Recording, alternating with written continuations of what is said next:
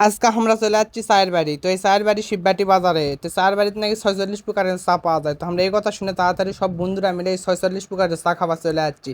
তো আমরা ফার্স্টে ফুলতলি বাজার, আমাকে সেই ফুলতলি বাজারের থেকে আমরা রওনা দিছি নসদপুরের উদ্দেশ্যে। তো নসদপুরের উদ্দেশ্যে রওনা দিতে হাতে একটা কুশার পাশে কুশার খাতে খাতে চলে আসলো সেই মুরল বাজারত। মুরল বাজারের থেকে সেই দেখো ভাইরাল সুন্দর বিখ্যাত নসদপুরের রোড, এত সুন্দর এই রোড করতে করতে গল্প করতে করতে আমরা চলে যাচ্ছি সেই শিববাটি বাজারে। এই শিববাটি বাজার হচ্ছে নসদপুরের শিববাটি বাজার। তো শিববাড়ি বাজারে এসে দেখি চায়ের এত ভিড় যা করার মতো লাগে, কিন্তু আমরা এটি যে চা খাওয়াচ্ছি সেই চা আজকে পাইনি। মটকা চা খাওয়াচ্ছি, এটার বিখ্যাত সেই চা নাকি সব থেকে চা ভালো। 46 প্রকারের চা পাওয়া যায়, তো কিন্তু তার ভিতরে সব থেকে বেস্ট চা হচ্ছে মটকা চা নাকি। তো আমরা চা অর্ডার দিছি।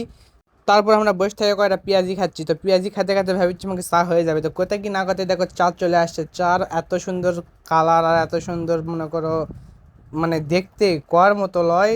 মানে আমার খাওয়ার আগে মুখে পানি চলে আসছে। তো আমার বন্ধু দেখো খাওয়া শুরু করেছে, আর বন্ধু কাছে বেস্ট যেই চা আছে সেই চাই বেস্ট এখানকার মানে। তারপর আমার এই যে একটা বন্ধু কখন ফোন দিচ্ছি ও সবার পরে চলে যাচ্ছে, আমাকে চা এখনো আসেনি, কই থেকে না করতে আমাকে চা চলে যাচ্ছে। তো চা দেখে তো আমি বলছি তোরা আগা ভাগা খাচ্ছ, আমি এখন খাই বাবা। ও মুখে যেমন হচ্ছে অমৃত, আমাকে আসা সার্থক হয়েছে। মটকা চা বাইনিতে কি আছে, যেই চা আছে এই চাই বেস্ট এটকার। তো আমার সব বন্ধুরা দেখো চা পাগল হয়ে গেছে, চা দেখে সবাই চা খাচ্ছে দেখো, চা খাওয়ার খালি সবার ফিলিংসটা দেখো।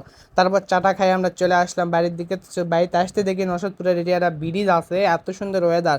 তো এই ব্রিজ দেখে আমরা লক্ষ্যে থাকা পারিনি, আমরা গাড়ি টাড়ি থামে করছি দূর, আমরা আগে ছবি তুলবো তারপর বাড়ির যাবো।